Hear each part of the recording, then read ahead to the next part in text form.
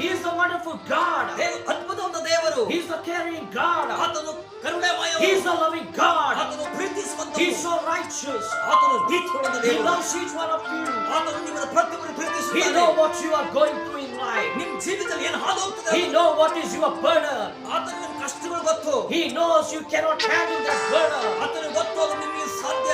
So that's why He has given you the privilege. ಅದಕ್ಕಾಗಿ ಒಂದು ದೇವರು ಒಂದು ಅಪರ್ಚುನಿಟಿ, ಒಂದು ಸೌಭಾಗ್ಯ ಕೊಡ್ತಾ ಇದ್ದಾರೆ. God say, come unto me. ದೇವರು ಹೇಳ್ತಾರೆ, ನನ್ನ ಹತ್ರ ಬನ್ನಿರಿ. All who are carrying the burden. ಯಾರೆಲ್ಲ ಕಷ್ಟಗಳು ಚಿಂತೆಗಳು ಹೊತ್ತುಕೊಂಡಿದ್ದೀರೋ ದೇವರು ಸ್ಪಷ್ಟವಾಗಿ ಹೇಳ್ತಾರೆ, ನೀನು ನನ್ನ ಹತ್ರ ಬಾ. Hallelujah.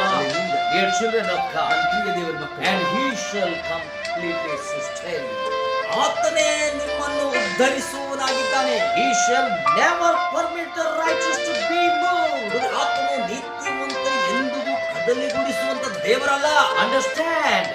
ತಿಳ್ಕೊಳ್ಳಿ. He will never permit the righteous to be moved. ಆತನು ಎಂದಿಗೂ ನೀತಿವಂತನ ಕದಲಿಸಿಕೊಳ್ಳುವುದಿಲ್ಲ. Are you a righteous? ನೀವು ನೀತಿವಂತರಾಗಿದ್ದೀರಾ. So why you are moving? ಯಾಕೆ ನೀವು ಕದಲ್ತಾ ಇದ್ದೀರಿ? So you are not a righteous. That's why you are moving. ಅಂದ್ರೆ ನಾವು ನೀತಿವಂತರು ಇಲ್ಲ ಅಂತಂದ್ರೆ ಅದು ನಾವು ಕದಲಿಕ್ಕೆ ಸಾಧ್ಯ. The God never permit the righteous to be moved. ನೋಡ್ರಿ, ದೇವರು ಎಂದಿಗೂ ನೀತಿವಂತನ ಕದಲಿಸಿಕೊಳ್ಳುವುದಿಲ್ಲ. So dear children of God, ನನ್ನ ಪ್ರಿಯ ದೇವರ ಮಕ್ಕಳೇ, we have to examine ourselves. ನಮ್ಮನ್ನು ನಾವು ಪರೀಕ್ಷೆ Am ಮಾಡಿಕೊಳ್ಳೋಣ. I a righteous man of God?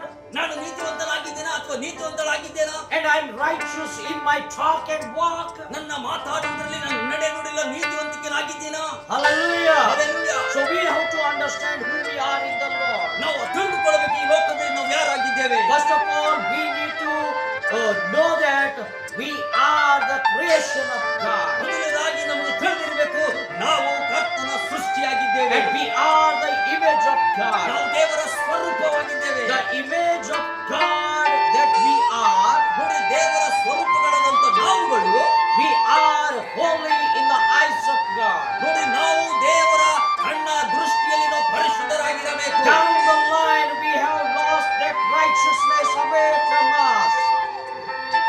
Down the line before we have lost the righteousness.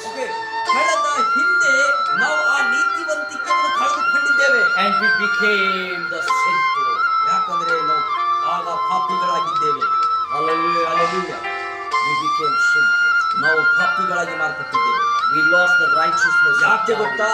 ಆ ಹಿಂದಿನ ಕಾಲದಲ್ಲಿ, ಆದಾಮನ ಕಾಲದಲ್ಲಿ ನಾವು ಆ ನೀತಿ ಅಂದ್ರೆ ಆ ನೀತಿವಂತಿಕೆಯನ್ನು ಕಳೆದುಕೊಂಡಿದ್ದೇವೆ. But Jesus, He came to bring us back to that righteousness in us. ಮತ್ತೆ ಯೇಸು ಸ್ವಾಮಿ ಆ ನೀತಿಯನ್ನು ಮತ್ತೆ ನಮಗೆ ಕೊಟ್ಟರು.